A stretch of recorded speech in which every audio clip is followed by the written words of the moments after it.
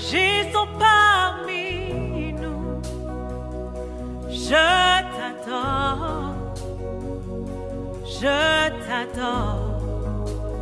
Tu es là, présent parmi nous. Je t'adore, je t'adore. Tu es là, agissons parmi nous. Je t'adore,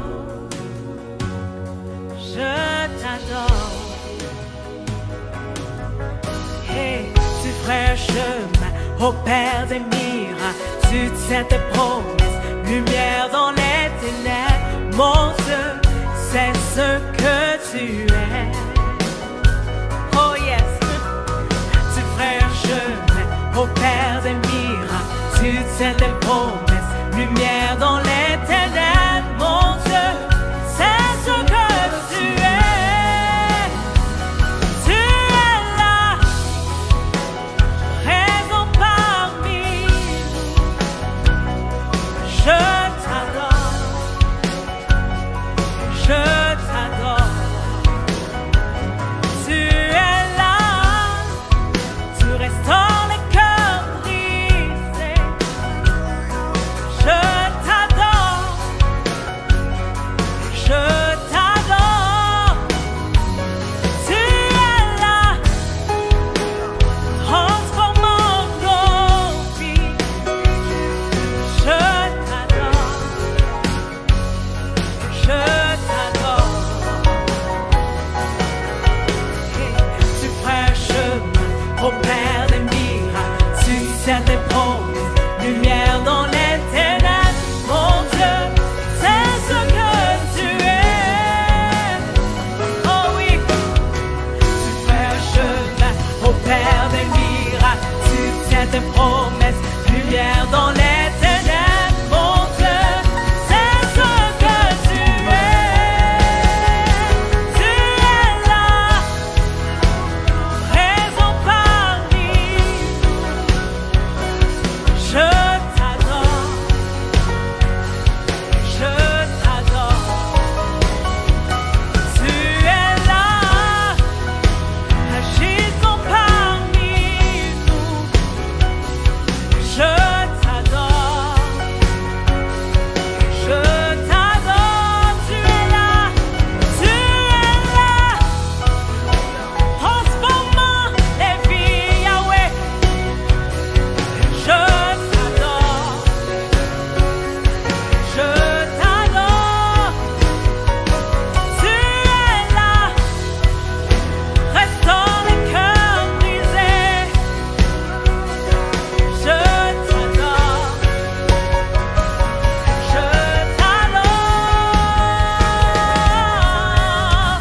Tu fais un chemin au Père des miracles. Tu tiens tes promesses, lumière dans les ténèbres. Mon Dieu, c'est ce que tu es. Alléluia, tu fais un chemin au Père des miracles. Tu tiens tes promesses, lumière dans les ténèbres. Mon Dieu, c'est ce que tu es. Oh yeah, tu fais un chemin au Père des miracles. Tu tiens tes promesses, lumière dans les ténèbres. Mon Dieu, c'est ce que tu es. Alléluia, oh yes, tu fais un chemin au Père des miracles. Tu tiens tes promesses, lumière dans les ténèbres. Mon Dieu, c'est ce que tu Mon Dieu, c'est ce que tu es. es. Alléluia. Dieu de l'impossible, C'est ce que tu es. Dieu des miracles. Mon Dieu, C'est ce que tu es. Oh yeah. Oh yeah. C'est ce que tu es. Oh yes, Yahweh. tu ferais un chemin Au Père des miracles. Tu tiens tes promesses, Lumière dans les ténèbres. Mon Dieu,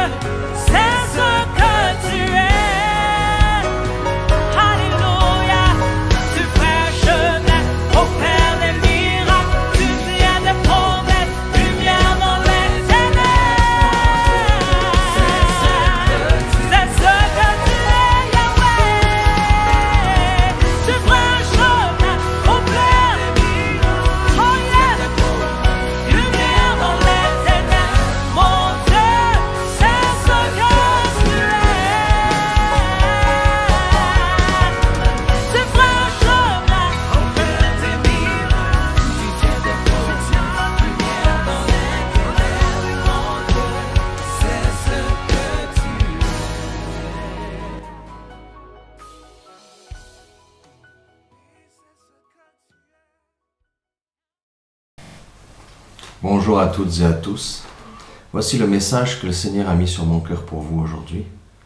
Il y a quelque chose que Dieu veut toucher, veut guérir, pour que son peuple puisse rentrer dans sa nouvelle saison, dans son nouveau territoire, dans la dimension que Dieu a prévue pour lui.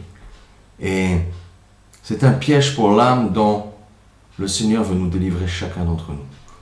Il veut délivrer les gens individuellement, il veut délivrer les maris, les femmes, les enfants, il veut délivrer les personnes âgées, il veut délivrer les jeunes convertis, il veut délivrer aussi les serviteurs, tous ceux qui ont travaillé dur pendant de nombreuses années pour le Seigneur. Il veut délivrer son peuple, parce que chacun a une part dans le royaume à venir. Je vais remettre ce temps au Seigneur. Père très saint, au nom de Jésus-Christ, ton Fils, je veux te rendre grâce de ce que tu as donné un message pertinent, des clés pour le cœur, des clés, Seigneur, pour la libération de ta volonté dans nos vies, à travers nos vies. Des clés, Seigneur, qui viennent d'en haut et que toi seul peux utiliser. Je veux bénir ton peuple de ta part et je te prie de oindre ta parole, de toucher, Seigneur, le cœur de chacun de tes enfants et de les conduire, Seigneur, dans cette dimension de liberté et d'action pour ta gloire que tu as prévue pour eux. Je te remercie, Seigneur, de ce que tu guéris nos cœurs. Tu illumines les yeux de nos cœurs. Tu guéris nos âmes. Tu restaures et renouvelles notre intelligence. Tu nous donnes de connaître avec tous les saints quelle est la hauteur, quelle est la profondeur, quelle est la largeur, quelle est la longueur. Tu nous donnes d'être remplis de toute la connaissance de Dieu le Père. Et j'amène toute pensée captive à autre chose, à l'obéissance de Jésus-Christ. Je libère la foi, la compréhension de la parole de Dieu et son accomplissement dans les vies. Je proclame que la destinée de chacun, la destinée royale que Dieu a prévue avant la fondation du monde pour chacun des membres de ton Église et tous ceux qui vont regarder, Seigneur, cette vidéo, est libérée au nom puissant de Jésus. Je proclame que tout ce qui s'oppose à toi est sourd, muet, aveugle, n'opérant inoffensif dans la puissance du nom de Jésus-Christ. Et je te remercie, Seigneur, pour le ministère des anges, l'armée des cieux qui te servent en faveur de chacun d'entre nous. Père, au nom de Jésus. Amen.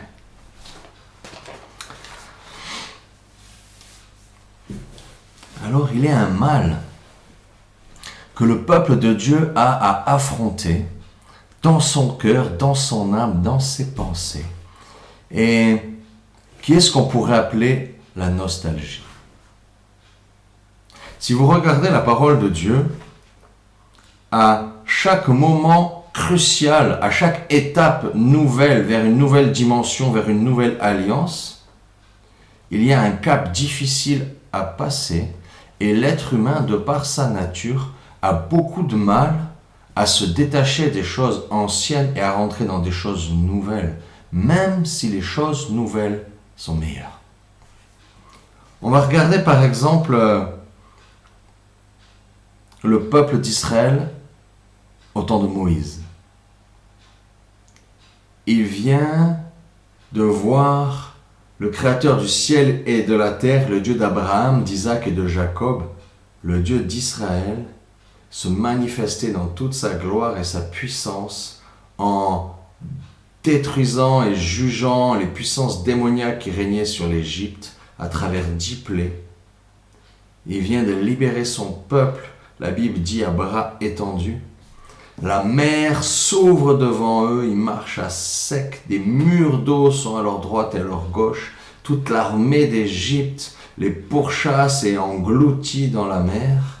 Et eux, ils sont de l'autre côté, sains et saufs, et plus jamais ils verront d'armée d'Israël, d'armée d'Égypte, pardon. Et ils viennent de vivre des choses très très fortes et ils marchent dans le désert et Dieu fait un miracle. Dieu fait plein de miracles. Mais regardez la réaction charnelle des êtres humains. On va regarder ça dans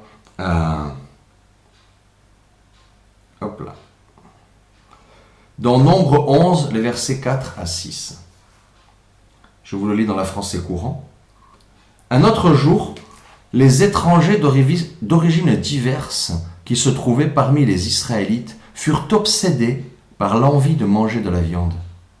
Les Israélites eux-mêmes recommencèrent à se plaindre en disant « si seulement nous avions de la viande à manger. Ah, nos repas en Égypte, quel souvenir! Le poisson gratuit, les concombres, les melons, les poireaux, les oignons et l'ail. Ici, rien de tout cela. Nous dépérissons à force de ne voir que de la manne. C'est tellement surprenant.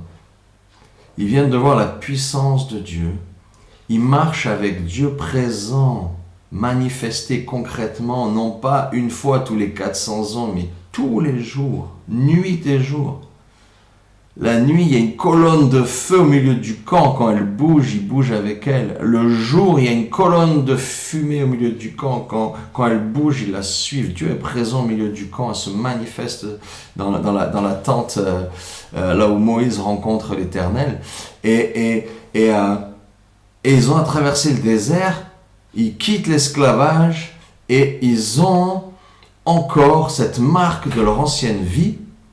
Et l'homme est ainsi fait que quand il y a quelque chose de nouveau, des difficultés à affronter, on doit produire un effort. Il y a comme une souffrance, un effort à faire pour capter des choses nouvelles. C'est comme pour apprendre quelque chose de nouveau. Il y a un effort à faire. On n'arrive pas à apprendre. Et on aime bien rester dans ce qu'on sait déjà et pas vouloir se former. Il y a quelque chose de l'immobilisme chez l'être humain qui est ainsi. Et une deuxième chose, c'est que notre mémoire est ainsi faite qu'on se rappelle que les bons souvenirs, et les bons souvenirs sont comme embellis, magnifiés, et les mauvais souvenirs s'estompent. Pour notre survie, notre cerveau est ainsi fait, c'est Dieu qui nous a créés comme ça, mais il y a un revers à tout ça, il y a un piège pour notre âme dans tout ça. C'est que comme les Israélites, alors qu'ils viennent d'être affranchis de l'esclavage, ils se mettent à devoir vivre avec Dieu au quotidien, à manger une nourriture nouvelle qu'ils ne connaissent pas, c'est la manne, à boire d'une nouvelle manière, il y a un rocher spirituel qui les suit et il y a une source d'eau fraîche qui coule de ce rocher, et ils ont à boire et à manger, mais c'est tellement perturbant et nouveau qu'ils ont du mal à vivre ça, et ils veulent vivre des choses comme avant. Et ils oublient les coups de fouet, ils oublient le dur travail, ils oublient l'humiliation, ils oublient l'esclavage, ils oublient que les Égyptiens faisaient tuer tous les bébés mâles qui naissaient et gardaient que les filles. Ils oublient tout le mal qui leur a été fait en Égypte. Et ils se rappellent quoi? Ils se rappellent les concombres, le poisson, la nourriture et des bons souvenirs d'Égypte. Et ils oublient tout le mauvais. Et ils en sont à un stade où ils sont carrément prêts à vouloir retourner en esclavage parce que leur souvenir les y conduit à cause de la nostalgie qu'ils ont de leur passé. Et c'est un obstacle à la conquête de la terre promise. Alors vous allez me dire, c'est Israël, mais les êtres humains sont ainsi faits et on n'échappe pas à ça. Regardez la première venue de Christ, il y a 2000 ans.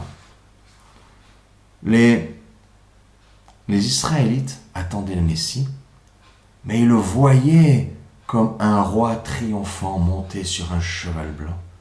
Il allait soulever toute l'armée, il allait les délivrer de l'oppression des Romains, et encore une fois de l'esclavage et de l'oppression. Ils allaient être libres et ils allaient conquérir de nouveaux territoires. Et ils voyaient le Messie comme le roi David qui est à la tête de l'armée et qui gagne toutes les batailles, qui extermine tous ses ennemis, qui agrandit le territoire d'Israël, qui conquiert et qui n'a jamais aucune défaite et qui étend le royaume d'Israël aux vraies frontières que Dieu lui a données. Et ils voient ça comme ça, et ils sont dans cette attente-là, et ils sont dans la nostalgie de la gloire passée du royaume d'Israël, du royaume de Juda. Et quand Jésus arrive, Jésus il arrive non pas comme un roi triomphant, mais comme un serviteur souffrant, comme l'agneau immolé qui va payer le prix et qui va s'offrir en sacrifice. Et il rentre dans Jérusalem, non pas sur un cheval blanc, il monte et il rentre dans Jérusalem sur un ânon, le fils de l'ânesse. Et cette humilité fait que tout ce qu'ils ont imaginé est en fait basée pourtant sur la parole de Dieu et sur leurs souvenirs, mais ça leur fait rater la réalité de ce qui est en train de se passer. Ils ratent la venue du Messie parce qu'ils se sont imaginés quelque chose en fonction de la nostalgie qu'ils avaient de leur ancienne gloire. Et ils ratent la gloire de la venue de Christ.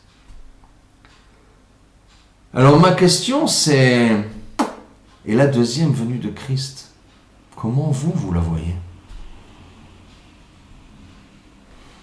Le temps qui arrive, qui est nouveau, dont tous les prophètes disent que c'est une nouvelle saison, un temps nouveau que personne ne connaît, comment vous le voyez?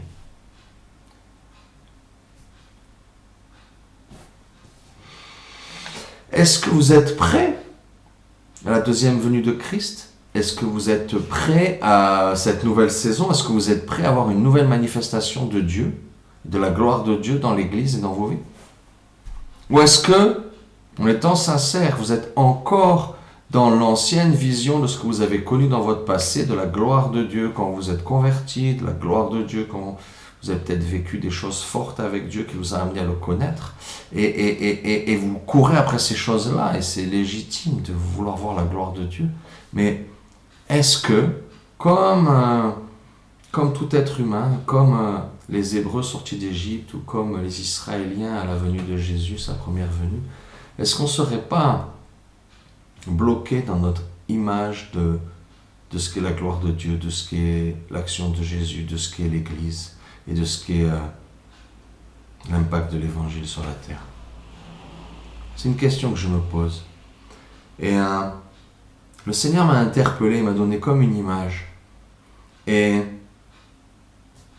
nous avons questionné dans l'Église tous les équipiers, tous ceux qui se sont engagés d'une manière ou d'une autre à servir le Seigneur à travers l'Église, ou à travers leur action dans le monde, que ce soit associatif ou de l'entreprise, ou peu importe. Et chacun a une image de l'Église idéale. Et je trouve ça magnifique parce qu'avec toutes les idées de tout le monde, on peut faire une Église magnifique.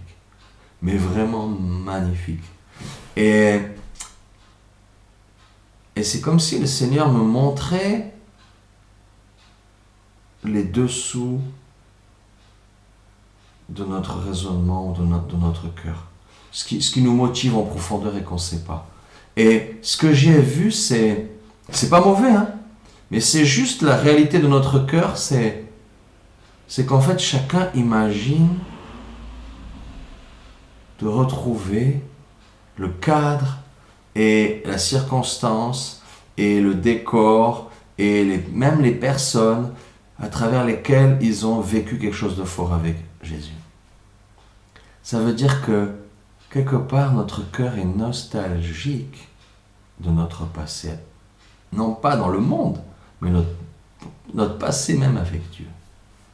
Alors il y a les gens nouveaux convertis qui ont la nostalgie des choses fortes et agréables et réussies qu'ils ont vécues dans leur vie, et on l'a tous. Et il y a aussi le peuple de Dieu qui a vécu des choses fortes avec Dieu, qui est en train de se dire qu'il aimerait bien revivre ça.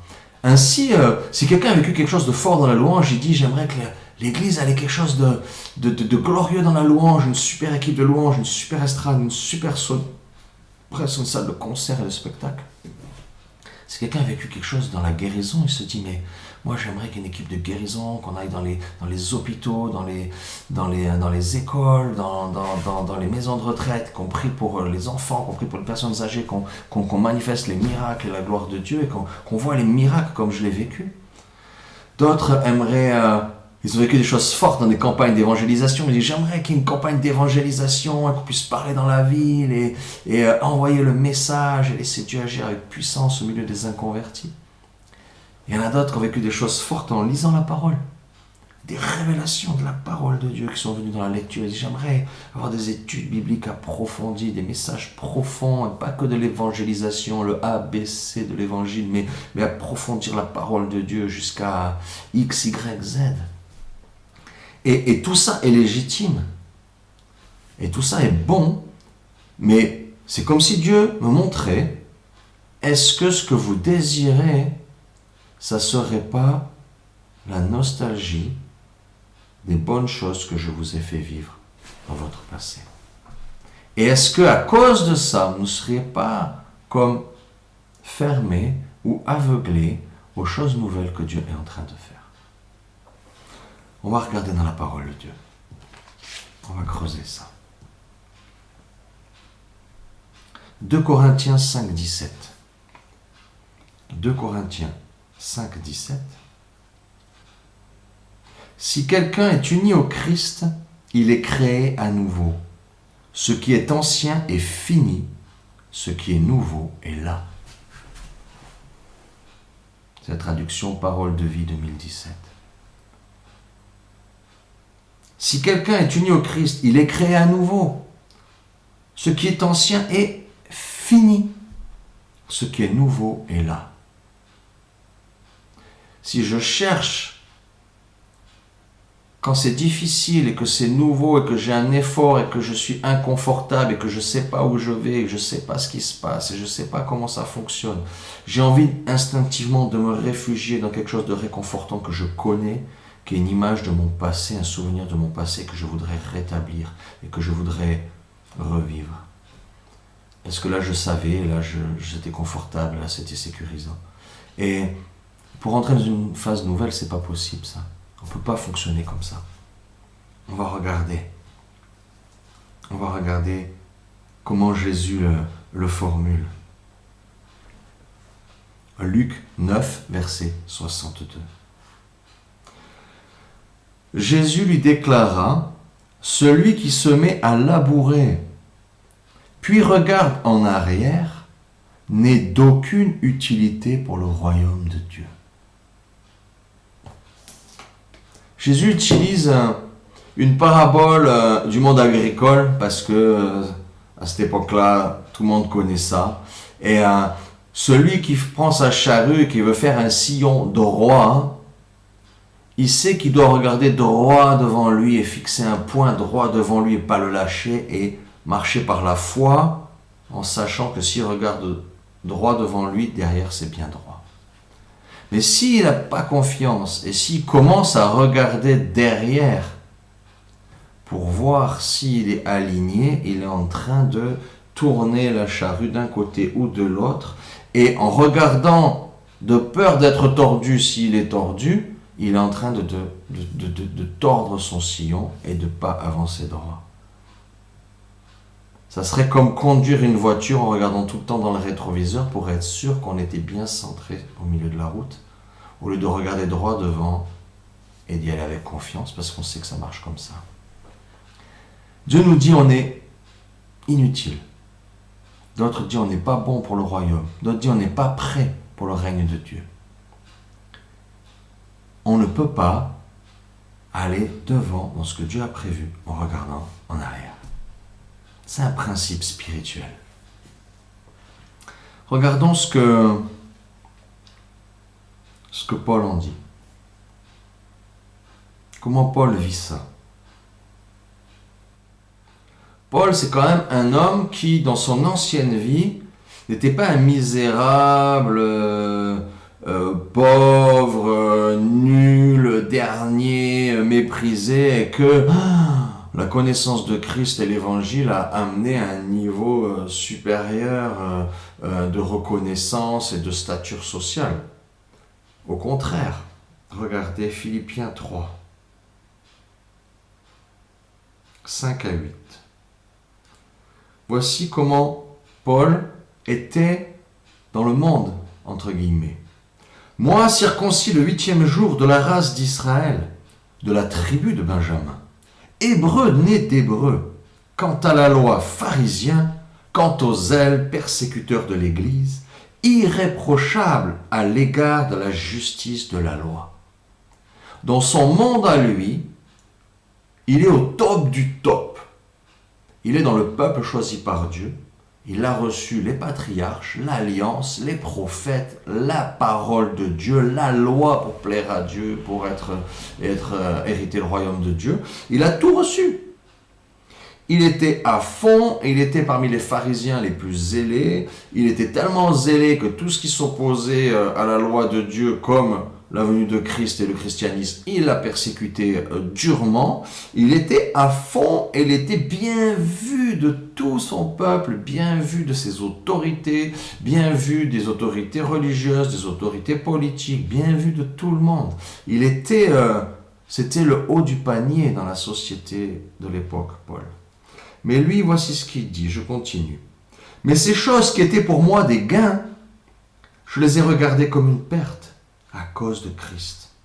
Et même je regarde toutes choses comme une perte à cause de l'excellence de la connaissance de Christ, mon Seigneur, pour lequel j'ai renoncé à tout, et je les regarde comme de la boue afin de gagner Christ. Dans mon cœur, je sais que Dieu va me rétablir dans certains domaines et il va me remettre en selle et me donner ce que j'ai perdu, ce qui m'a été volé par l'ennemi, etc. Même si Dieu a promis ces choses-là, ça ne va pas se passer comme moi j'ai prévu. Et je crois fermement que ça ne va pas se passer pour vous comme vous le pensez. Il y a des gens qui veulent se voir rétablir dans leur couple et ils le rêvent d'une manière, et Dieu va renouveler tellement les choses, ça ne va pas se passer, ça ne peut pas se passer comme ça.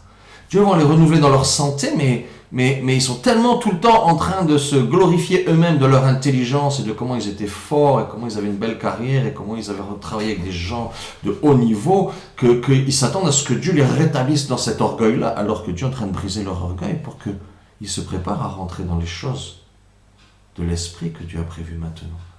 Et toutes ces choses, c'est des exemples que je prends dans l'Église, mais toutes ces choses-là, ce sont des choses que Dieu nous donne de regarder comme de la boue, parce que ce que Dieu a prévu, c'est ça en mieux.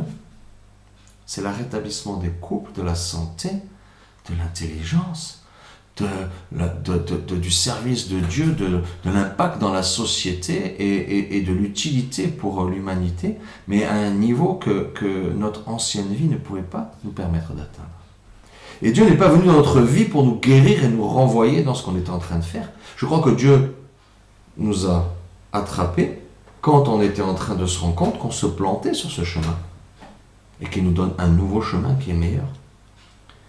Et oui, il va restituer toutes choses, parce que celui qui perd pour Christ mère, frère, sœur, terre, maison, etc., il va retrouver ici maintenant sur cette terre, dans sa vie là, et dans l'avenir, des mères, des frères, des sœurs, des terres, des maisons, avec des persécutions. Mais oui, c'est prévu que Dieu donne toutes choses par-dessus, quand on cherche son royaume, quand on travaille pour son royaume. Mais je crois que beaucoup d'entre nous, on est dans la nostalgie, et on rêve que Dieu va rétablir les choses comme on les a vécues et comme on aimerait qu'elles redeviennent. Et je crois que c'est une illusion et un piège de notre âme qu'il est temps que Dieu mette à jour et guérisse. Je crois qu'il est temps qu'on soit délivré de notre passé, des illusions de ce que Dieu pourrait faire dans nos vies. Et laisser Dieu nous montrer vraiment ce qu'il a envie de faire de nouveau. Et oui, il va nous redonner toutes choses comme il l'a promis, comme ses prophéties l'ont annoncé. Mais pas à la manière que nous on pense, à sa manière à lui. Paul, dans le même passage, regardez ce qu'il dit.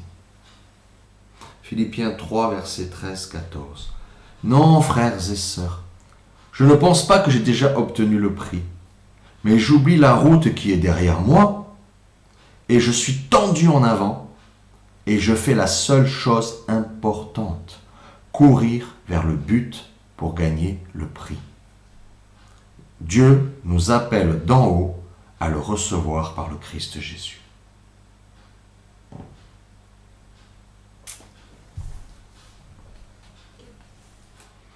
Je crois que la nouvelle saison, on a besoin d'oublier notre passé et nos illusions. Je crois que pour moi, l'église idéale, c'est celle que Jésus-Christ est en train de bâtir. Et je ne peux pas voir Jésus dans ce qui est en train de se passer si moi je cherche toujours à plaquer mon schéma et mon image de mon passé, de mes illusions, de l'église que j'ai rencontrée quand j'étais petit, de l'église que j'ai rencontrée quand il y avait mes parents, de l'église que j'ai rencontrée quand je me suis converti, des situations de gloire, on ne peut pas refaire l'église avec le passé, avec les anciennes personnes, avec l'ancien pasteur, avec l'ancien conducteur de louange, avec l'ancien responsable des enfants, avec l'ancien local, avec notre ancienne jeunesse et nos anciennes passées. C'est fini. Ça marche pas. Je ne peux pas bâtir comme ça. Dieu ne bâtit pas comme ça. Il fait toutes choses nouvelles. Et si je m'obstine à m'accrocher au passé dans la nostalgie, je rate le présent et je ne bâtis pas le futur. L'église que Dieu bâtit, elle est glorieuse, elle est victorieuse, elle est sans tache, ni ride, ni rien de semblable. En fait, elle est le corps de Christ, la manifestation de sa personne sur la terre.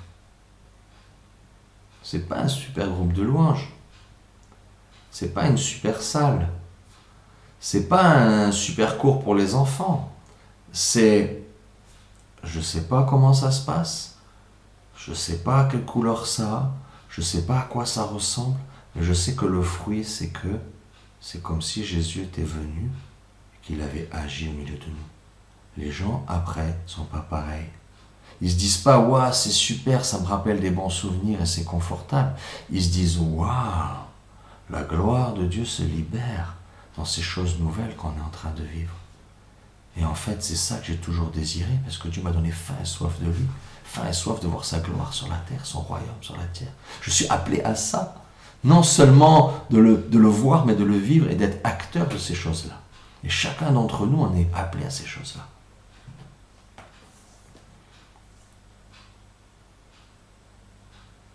Alléluia. Oh, socondo brote che belle de santa. Caranda baro de che belle versina. Mara de che bili qui. Brunte caro de qui. J'aime cette prophétie d'Ésaïe. Ésaïe 43, verset 18-19. Maintenant, le Seigneur dit, et je crois que c'est ce que le Seigneur dit aussi, maintenant, pas qu'au temps d'Ésaïe. Ne pensez plus à ce qui est déjà arrivé. Oubliez le passé. En effet, je vais faire quelque chose de nouveau qui grandit déjà. Est-ce que vous ne le voyez pas? Oui, je vais ouvrir un chemin dans le désert, je vais faire couler des fleuves dans ce lieu sec. Et nous, peut-être, ce qu'on a l'impression de vivre, c'est une traversée du désert. Peut-être que la nourriture qu'on a, on a l'impression que c'est que de la manne, c'est toujours pareil. Peut-être que ce qu'on boit comme onction, c'est peut-être toujours la même eau et on aimerait d'autres parfums. Peut-être la préparation dans le désert, elle est un peu longue ou elle est difficile. Peut-être qu'on rêve du temps de l'esclavage, au concombre, au poisson, à l'ail et à l'oignon. Peut-être il y a plein de choses comme ça dans notre pensée. On rêve à notre couple idéal, à nos amitiés idéales, à notre travail idéal, à nos relations avec nos parents idéaux. On a des idéaux qui sont vraiment humains. Et c'est bon d'avoir de l'espérance, et Dieu nous conduit dans l'espérance, mais c'est une espérance qui ne trompe pas. C'est dans la vérité. C'est on le regarde faire, on le laisse faire, et il fait des choses nouvelles. Et je dois être prêt à écrire une nouvelle page. Et je crois que vous devez être prêt à écrire une nouvelle page si vous voulez voir la gloire de Dieu dans votre vie. L'Église doit être prête à avoir une nouvelle page. Abandonner le passé et à voir dans les détails de chaque instant ce que Jésus est en train de faire de nouveau. Parce que si j'ai des lunettes qui scannent les choses que je connais, si quelque chose est nouveau, ce scanner-là ne le voit pas. Il me faut jeter ces vieilles lunettes, ouvrir grand les yeux et chercher Dieu dans les moindres détails. C'est ce que je vous souhaite. C'est ce que j'appelle de tout mon cœur. Et je sais, Dieu ne m'a pas parlé de ça pour rien. Je sais qu'il est temps qu'on soit honnête et qu'on me dise j'abandonne mon passé, Dieu veut faire des choses nouvelles. Et j'arrête d'imposer à Dieu la manière qui doit me bénir, la manière qui doit venir, la manière qui doit manifester sa gloire, la manière qui doit créer l'Église et bâtir son Église, la manière qui doit établir son royaume sur la terre. Il est temps d'arrêter de faire des rêves humains, il est temps de rentrer dans le rêve de Dieu. Alléluia. Je vais terminer avec Apocalypse. Apocalypse 21, verset 5. La fin de la Bible, la révélation. Alors celui qui siège sur le trône déclara, « Maintenant, je fais toutes choses nouvelles. » Puis il me dit, « Écris ceci, car mes paroles sont vraies et dignes de confiance. »